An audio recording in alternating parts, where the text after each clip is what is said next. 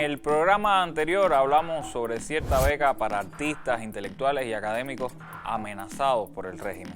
Y creímos pertinente hoy conversar un poco sobre ese sistema de fomento para la contrarrevolución en Cuba, que se expresa en becas, premios y publicidad a todo aquel que se una al coro de la histeria reaccionaria. Y de entrada lo vamos a decir, no estamos en contra de las becas per se.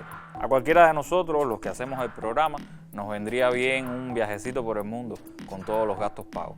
Pero siempre hay que ver qué hay detrás de alguna que otra tentadora oferta de estudio, superación o subvención.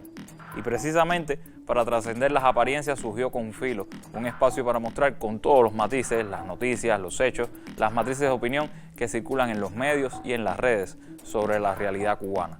Vamos a rasgar la costura de la manipulación mediática y adentrarnos en la arista filosa de los acontecimientos.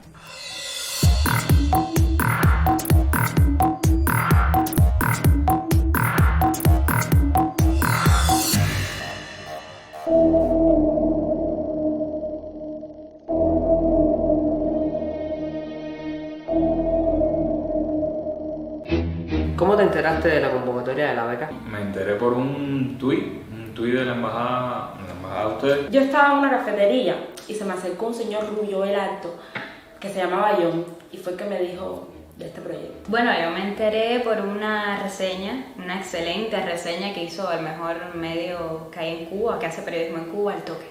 ¿Con qué frecuencia te sientes amenazado? Yo me siento amenazado todos los días, especialmente martes y jueves antes de la novela. ¿A cuántas marchas te han obligado a ir? A mí me han obligado a ir a todas las marchas del 28 de enero, a todas las marchas de las antorchas. Y ahí es atentar contra mi vida porque lo que hay es puro pirómano ahí. ¿Qué proyecto quieres desarrollar? Periodismo, pero un periodismo diferente, alejado de los intereses de la cúpula, digamos, que sea más de la historia de la gente, pero que me permita al mismo tiempo crecer profesionalmente y ganar un premio de esos que se dan todos los años, premio Gabo. Háblame de tus ideales políticos, cuéntame un poco de tus opiniones. Básicamente está la izquierda, está la derecha, pero lo que yo creo es que debemos trabajar en un balance, lo que se dice buscar un centro, ¿entiendes? Eso es lo que yo creo que tenemos, porque está muy polarizado el ambiente político y los extremos al final se tocan, ¿no? ¿Participaste en el tuitazo SOS Cuba? Bueno, yo retuiteé a Don Omar, retuiteé a Daddy Yankee. Desde ese día mi vida ha cambiado de una manera. Yo el otro día estaba a 4 cuadras de mi casa y había una patrulla. Yo me sentí acosada. ¿Pero cuáles son las condiciones de la beca? Bueno, las becas son 6 meses en la Florida con todos los gastos pagos, cómodos, sin ningún problema. Lo que dentro de 6 meses te regresas para Cuba porque, bueno, la beca es de liderazgo y fuera del país no nos sirve. ¿Qué piensas de Confilo? No, Confilo es sin duda el peor programa de la televisión cubana. Es el antiperiodismo, no hay matices. Vaya, yo diría que cualquiera lo pudiera hacer mejor. ¿Qué es Confilo? Considérense becados.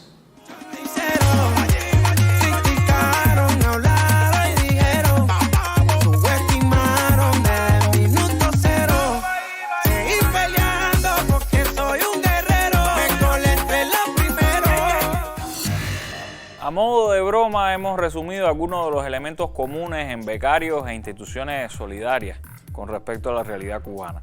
Régimen, acoso, violencia, fracaso y a facturar. Por supuesto, también están los que se ganan una beca jugando al equilibrismo. De cualquier manera, este sistema de promoción de voces líderes de la disidencia en diversos campos se orienta en la misma línea que desde hace décadas siguen nuestros adversarios. Milton Friedman, padre del neoliberalismo, tan cínico como brillante, lo resumió de inmejorable forma. Solo una crisis real o percibida da lugar a un cambio verdadero. Cuando esa crisis tiene lugar, las acciones que se llevan a cabo dependen de las ideas que flotan en el ambiente. Creo que esa ha de ser nuestra función básica, desarrollar alternativas a las políticas existentes para mantenerlas vivas y activas hasta que lo políticamente imposible se vuelva políticamente inevitable. Mantener las ideas de la restauración capitalista flotando en el aire hasta que la guerra económica logre que ganen gravedad. Esa es la meta. Así lo hacen con Cuba, fomentando el pensamiento liberal con becas y premios, como lo hicieron antes con Rolf Luders y Sergio de Castro, entre otros economistas que fueron a prepararse a los Estados Unidos y regresaron a Chile para convertirse eventualmente en ministros y colaboradores de la dictadura de Pinochet. Los Chicago Boys. ¿Han escuchado sobre ellos?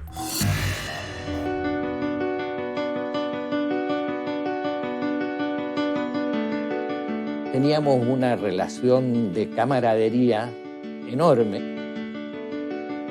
Teníamos distintas opiniones políticas, pero hablábamos poco de política y nos llevábamos bien. El secreto de los Chicago Boys eran las fiestas. Estas fiestas se iban haciendo cada vez más famosas porque eran muy alegres. Estos chilenos que cantan tanto.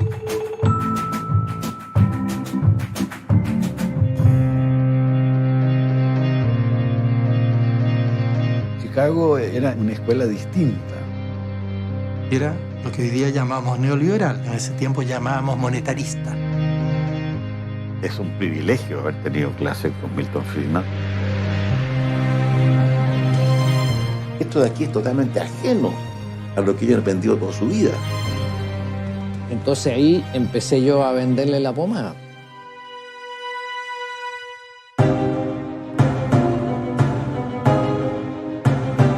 No hay medidas correctivas que sean indoloras.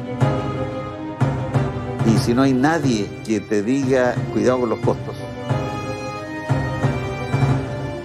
Libertad para hacer cosas bien y para hacerlas mal. ¿Por qué en Chile se da este fenómeno un poco único de esta unión tan estrecha entre los militares y estos economistas? Yo creo que se explica, como dice Rafa, por la influencia que tuvo Merino en la Junta. Merino sí le compró el cuento a los Chicago Boys. Él sí creía que había que liberalizar la economía y que el Estado no tenía que meter las manos, digamos, en la economía. Y ese apoyo, que controlar los precios, que no tenía que racionar. Claro. Que no y ese apoyo fue fundamental para que estos tecnócratas, estos cabros jóvenes que venían de Estados Unidos con ideas nuevas, en ese minuto para todos, sobre todo para los militares, pudieran ir entrando al gobierno e instalándose en puestos claves además. Y lo otro que es fundamental, hay una parte de la película donde, y ahí la gente la tiene que ver con sus propios ojos, donde se habla de este clan. Ellos mismos se mencionan, se nombran a ellos como una especie de mafia. Se describen como una mafia. Y lo dicen sin ningún afán peyorativo en el uso de la palabra. Y esa mafia fue súper importante. En nuestro canal de Telegram les dejaremos el link para que puedan ver el documental íntegro y también la entrevista que dieron sus realizadores, dado que son materiales que ilustran a la perfección ese mecanismo de preparación de cuadros para la contrarrevolución, ya sea en oposición al socialismo de Allende o al socialismo cubano. Pero hagamos un alto en el camino, puesto que mientras nosotros hablamos de lucha ideológica, en las redes se discute de casi cualquier cosa, cambian de tema todos los días. Y es precisamente ese uno de los grandes riesgos de la modernidad digital, la rapidez con la que perdemos el foco. Dejamos de hablar de lo importante para ocuparnos de cualquier nimiedad que se ponga de moda. Que sea Gabriela Fernández quien nos hable un poco más sobre esto en La Mira. El caso Shakira se ha extendido, pero ya le queda menos para ceder el podio a cualquier acontecimiento del que nos enteraremos en contra de nuestra voluntad. E independientemente de lo trascendental o trivial que sea, será cogido con la misma intensidad por otra fracción de segundo. El Mundo Today realizó un video muy simpático sobre este tipo de polémicas. No le des chinchetas a palomo que mastica. Una vez más, estamos todos usando a los multimillonarios como el andamio sobre el que edificar nuestros pequeños debates morales. Ya lo hicimos hace un año con el mediático juicio de Johnny Depp y Amber Heard, donde cada cual eligió bando en función de lo que opinaba de, no sé, el feminismo o el futuro de la saga de Harry Potter. Y eran actores, son actores, y los actores son, recordémoslo por favor que no se nos olvide, los actores de Hollywood son la gente más tonta del planeta. Son gente que se ve obligada a fingir que son otras personas para poder ganarse la vida. Por tanto, no deberíamos escogerlos como avatares de nuestros sistemas ideológicos. Y ahora volvemos a hacer lo mismo con Piqué y Shakira. De repente les ponemos sobre los hombros, sin merecerlo, ser el faro que marcará el camino que debe seguir, por ejemplo, una ruptura amorosa.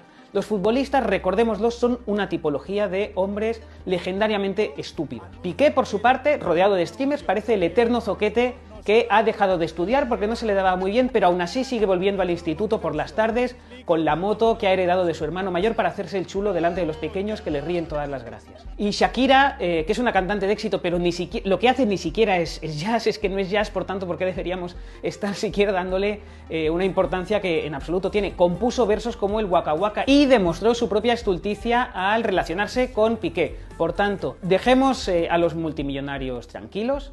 Ellos tienen problemas que nosotros ni siquiera podemos llegar a comprender. No los usemos como avatares como banderas de nuestros andamiajes morales o políticos. No permitamos que marquen nuestra agenda de debates políticos, excepto si es para hacer la revolución y cortarles la cabeza. Entonces sí, pero mientras tanto, de verdad, lo que hagan no tiene la más mínima importancia. No le des chinchetas a palomo que mastica. Que de pronto media humanidad sepa dónde vive la madre de Piqué no deja de ser un ejemplo interesante de cómo la industria cultural se transforma en un arma de manipulación masiva.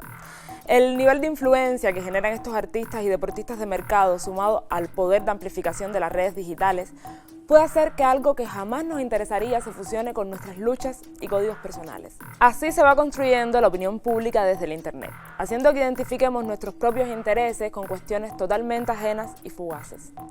El problema es cada vez menos generacional. Pocos escapan de la masividad de los medios y las redes. ¿Y qué podemos hacer? Claramente, agudizar el sentido crítico. Si quieren saber más sobre esto, les recomendamos el libro La dictadura del videoclip de John Illesca, que tiene una edición cubana. Nos vemos en la mira. Small elite audience who in turn, according to the trickle-down theory, could influence a readership, a wider public, policymakers, people of influence within government who might actually then change policy to accommodate the American proposition. Acaban de escuchar a Frances Stoner Saunders, autora de un libro que se titula La CIA y la Guerra Fría Cultural, cuya lectura les recomendamos encarecidamente. Y en caso de que no nos crean, que es legítimo, les traemos para ir cerrando el programa un invitado especial, un becario, sí, uno de esos jóvenes que recibió una beca con dudosos motivos políticos y que, pese a ella, sigue en nuestro bando y accedió a conversar con nosotros un poco sobre su experiencia. Gracias a Alejandro Sánchez por estar en Confilo. Un saludo tengan todos los televidentes de Confilo. Mi nombre es Alejandro Sánchez Fernández, soy estudiante de Historia en la Universidad de La Habana y fui becario del programa de formación de líderes para jóvenes cubanos organizado por la ONG estadounidense World Learning en el verano del año 2015. Este curso fue la primera edición de un programa de 2 años mediante el cual decenas de adolescentes cubanos asistimos a Estados Unidos con el fin de adiestrarnos en habilidades de liderazgo para ponerlas en práctica una vez regresáramos en el país mediante el desarrollo de proyectos comunitarios enfocados en la solución de problemáticas locales.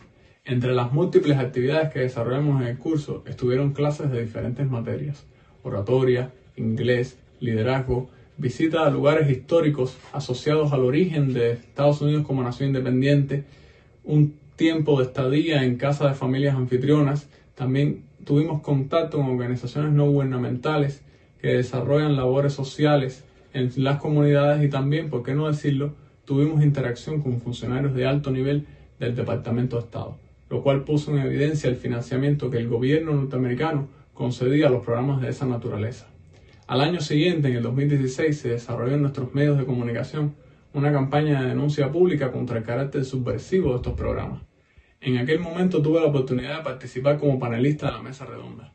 Hoy ratifico algunas de las ideas que dije entonces y agrego otras que son fruto de la reflexión con el paso de los años. Es evidente la naturaleza subversiva de estos programas. Forman al personal que debe poner en práctica los programas de cambio de régimen que el gobierno de Estados Unidos financia todos los años con sumas millonarias. Pero también debemos tener en cuenta que no es una cuestión para entrar en una histeria colectiva. Tendríamos que tener poca confianza en lo que somos y en lo que hemos hecho para creer que un curso de apenas un mes va a formar a los líderes que lograrán destruir la revolución. Creo que nuestra mayor preocupación debe radicar hoy en pensar si nuestras instituciones están formando el tipo de hombre y de mujer que reproducirá en el tiempo nuestro proyecto social. Nada más que agregar, síganos en nuestras redes sociales. Si ya están conectados a nuestra página de Facebook, felicidades. Si no, ¿a qué esperan? Vayan a darnos like, considérenlo una tarea partidista. Y recuerden que regresamos el martes, sí, justo antes de la novela, para pesar de nuestros odiadores. Hasta entonces, manténganse con filo. Chao.